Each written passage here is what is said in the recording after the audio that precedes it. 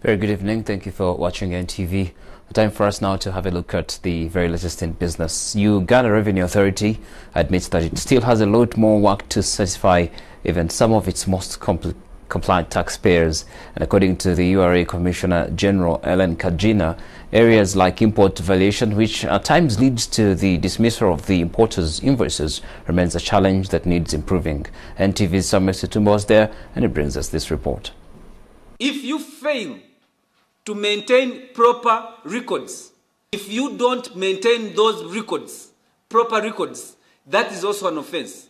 That was part of what formed today's engagement between some of the top taxpayers and the Uganda Revenue Authority. If, for example, you make a taxable supply, you provide a supply to another party, and you do not issue that other party with an invoice, then that is an offense. You will be prosecuted for that under the law. This was a short symposium of how taxpayers could get caught in tax offenses, but the taxpayers had their queries also. Imagine you import goods. When you present invoices at the border, URA dismisses them, referring to Google prices. To URA, this is a challenge and a weakness. I don't think necessarily there's anything wrong with making reference to Google, but it should not be used in isolation. In that instance, yes, I do agree that we do need to make more research in valuation. The taxpayers also wondered why prosecution of tax cases seem to be selective and discretional to URA. I think it's important that we recognize your compliance pattern, your trend over the years. Such forums are revealing even where those who pay most taxes in the country are concerned.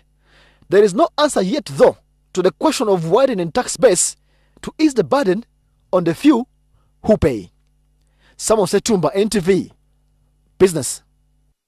Now in the financial markets, the shilling has traded in a narrow range against the dollar, but remains under pressure from the interbank dollar demand. Let's have a look at this report from the financial markets. Financial report is brought to you by URA, developing Uganda.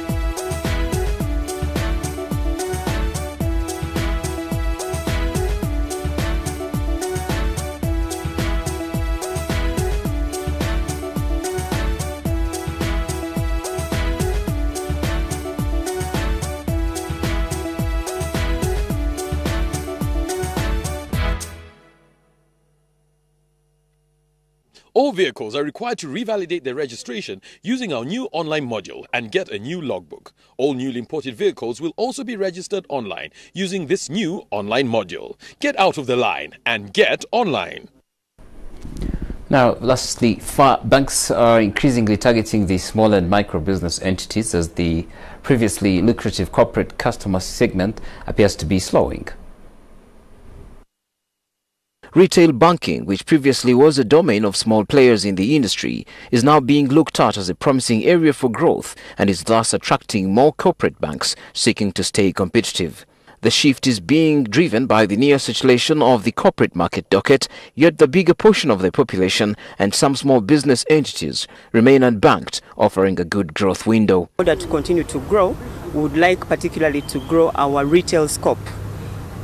We have kind of been called a niche bank, concentrating more on business and bigger businesses. So what we are trying to do right now is, while we are happy about our big business development, we would like to increase our retail scope. The industry is also trying to go into the agriculture sector, an area previously approached with much caution as being highly risky. I've seen an increasing trend of outgrowers, and these outgrowers are prepared to make sure that we provide collaborative arrangements with other co-lending partners that are strategic alliance partners in facilitating credit in the agriculture sector. And in a country where bank accounts are estimated to be just about 4 million against a population of over 32 million people, it may not be hard to see why players are now going after the small business, some which previously not captured by the industry. Now that's all we had for you on NTV Business tonight. Stay with us for more news.